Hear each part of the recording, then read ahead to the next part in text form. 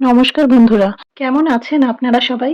আজ আপনাদের জন্য আমি একটা অন্য ধরনের রেসিপি নিয়ে আসলাম। রোজ রোজ সেই একঘেয়ে চিকেনের ঝোল আর চিকেনের কষা খেয়ে খেয়ে মুখ খারাপ হয়ে গেছে তো। আর বাচ্চারাও নতুন কিছু চাইছে নিশ্চয়ই। তাহলে আজকের রেসিপি আপনাদের জন্য। আজ আমরা বানাবো creamy super cheesy cheese garlic chicken.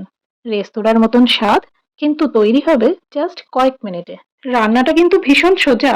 Boneless chicken ছোট ছোট টুকরোতে কেটে নিতে হবে, তারপর নুন ভিনেগার জলে 2 মিনিট ফুটিয়ে নিতে হবে। এতে চিকেন ফাটা ফাটা হয়ে নরম হয়ে যাবে। এবার গরম প্যানে বাটার ছেড়ে দিন।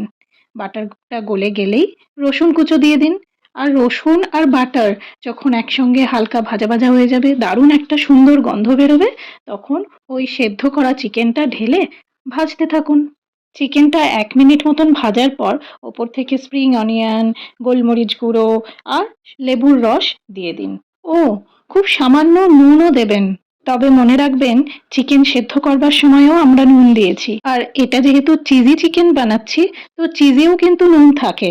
যাই হোক, সব মশলা টশলা দিয়ে চিকেন ভাজা ভাজা হয়ে এলে ওপর থেকে এক মুঠো ধনেপাতা কুচো আর ভরে ভরে চিজ গ্রেট করে ছড়িয়ে দিন। আর গ্যাস অফ করে ঢাকনা দিয়ে অন্তত 5 মিনিট রাখুন। 5 মিনিট পর ঢাকা খুলে একটু নেড়ে চেড়ে নিন।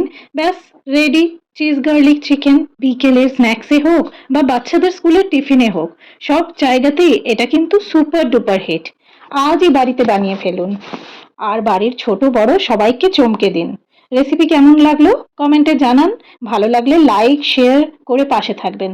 দেখা হচ্ছে পরের ভিডিওতে। Bye bye.